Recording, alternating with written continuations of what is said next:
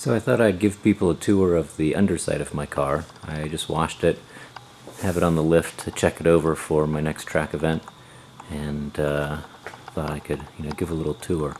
The front bumper pieces I have removable. You can see the little Zeus fasteners, one on the front and two on the sides. That allows me to have this little rubber lip on there and keep it low to the ground, and I can still get up on my trailer, on the ramps of my trailer. And it's also easier access to reach stuff. So this first duct here, that's for the engine, the intake for the engine. It goes into kind of a canister which has that cone filter in it.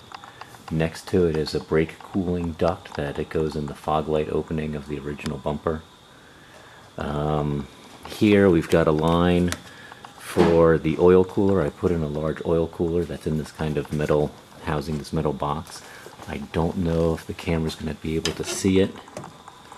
You might just see the oil cooler in there. So what there is there's the oil cooler on the lower half, and then there's kind of an orange deflector piece of metal that then directs air up to the radiator, which is behind it.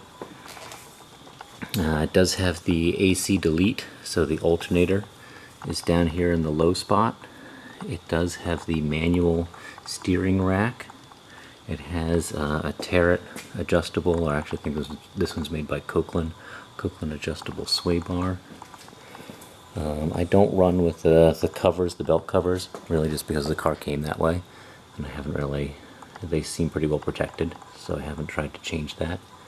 It has the turbo oil cooler or oil filter housing, which has the lines for the oil cooler, and there's my return line for the oil cooler coming out of that housing. The transponder for racing. The other side of the adjustable sway bar, there's a little linkage in there. I think you can see it. It goes up to a potentiometer. That is my ride height sensor or shock sensor for my data acquisition system. And then here we have the brake cooling duct for this side. It has the Bilstein Escort Cup struts on the front with a little helper spring, and then the main spring up there, adjustable perches. I get these rotors custom cut with little grooves in them to help with the reduce brake fade by allowing a little airspace for the gases to vent to. It's only got one radiator fan.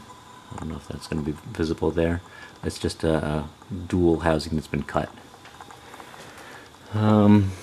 It has custom headers that have been wrapped. Maybe you'll be able to see that there. Let's see. That's my temperature sensor for my oil in the oil pan there. Here's looking back at the suspension from the back side as I trip over my light. I usually run a straight pipe exhaust that just ends about there.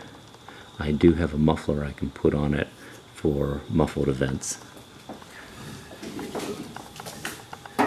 In the back, there you can see my ride height sensor for one of the rear control arms.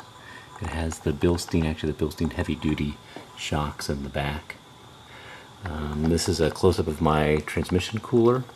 So this transmission didn't come with a tranny cooler. I put one in by drawing from the drain plug. I made a drain plug with a nipple for the AN fitting, and that goes to an electric pump that's thermostatically controlled by a switch on the transmission, and then from the pump it goes to this oil cooler, actually from an RX-7, and then it comes out of the cooler and returns back to the end of the transmission there. And this seems to be working pretty well. I'm quite happy with that.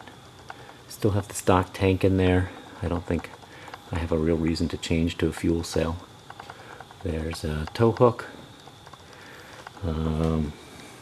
That's about it.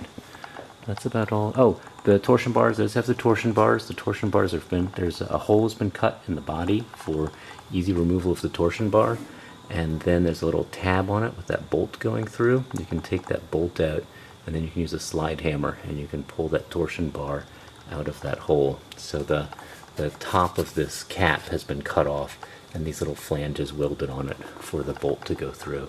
I've never had the torsion bars out, so I don't know exactly what size they are. And that's about it. That's the underside of the race car.